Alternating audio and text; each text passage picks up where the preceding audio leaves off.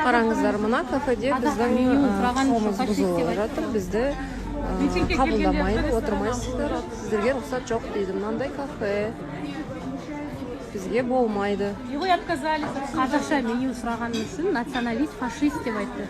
Қазақ тілін талап еткендерге националист, фашист сөз отамыздар. Мына кісі міне хабарласып отыр.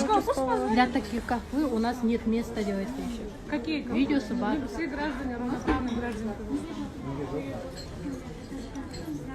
Қазақ тілінде меню болу керек.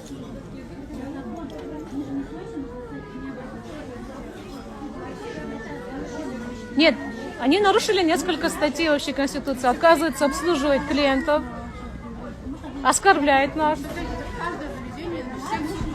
Мы подаем и так, да. Да, Муман қазақша жаз, они на всех подают.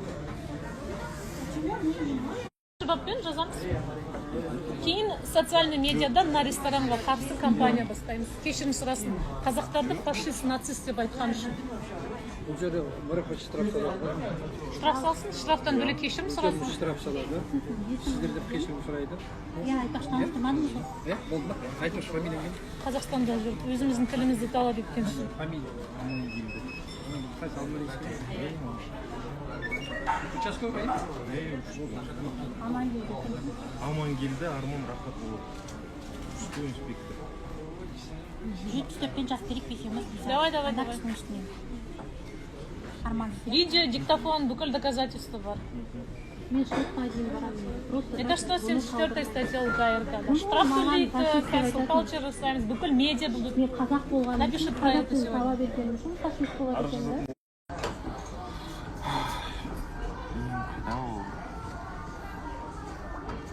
Қазақ қоғамында